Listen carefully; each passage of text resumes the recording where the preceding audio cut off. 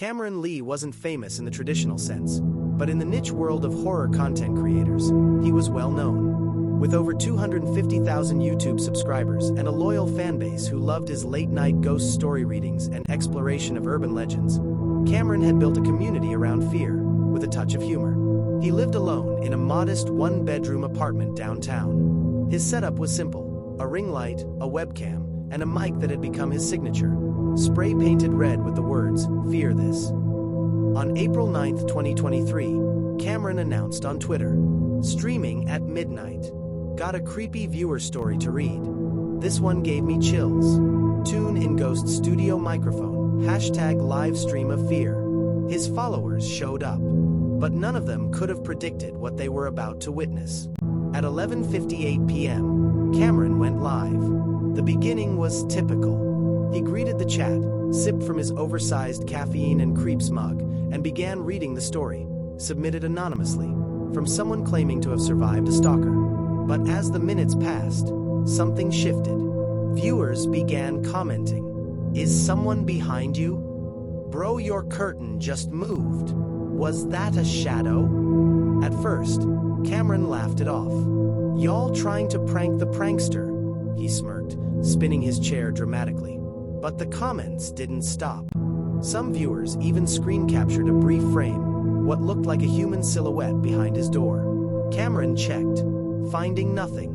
"This is why I don't live stream past 3 a.m., he joked. But his smile didn't reach his eyes. At 12:41 a.m., his expression changed. He stopped mid-sentence. "Did y'all hear that?" he asked, glancing toward the kitchen.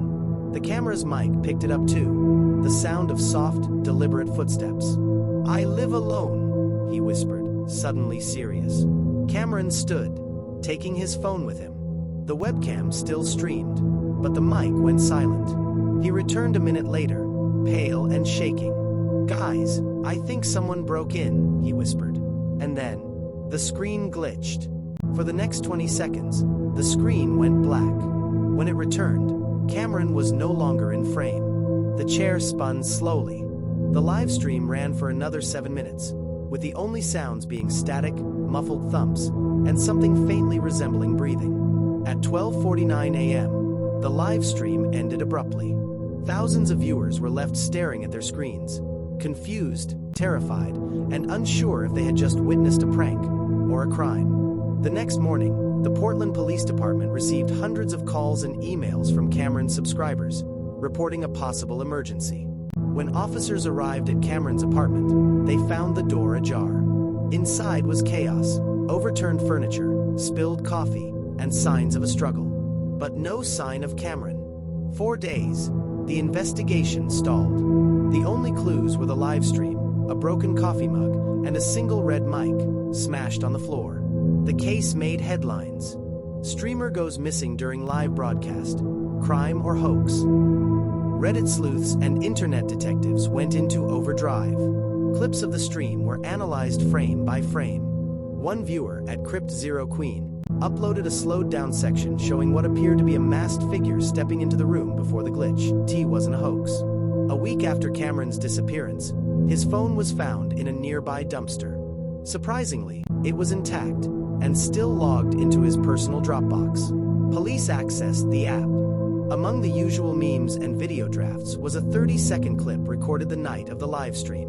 The file was titled, "If Anything Happens, MP4. In the dimly lit clip, Cameron speaks directly to the camera. "If you're seeing this, something's wrong. I've been getting weird messages.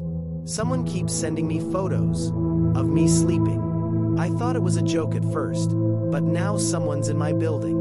I'm scared. I don't know who to trust." The confession ignited a new wave of investigation. Further analysis of the Dropbox IP logs revealed something disturbing. Someone had accessed Cameron's cloud files from the apartment directly above his. Detectives turned their attention to the building's owner, Eric Palmer, a 49-year-old landlord who lived on the 3rd floor. Eric had always seemed polite, if a bit socially awkward. But when officers searched his apartment, they found a locked closet. Inside were stolen items from several tenants, including Cameron. Even more chilling, they found cameras.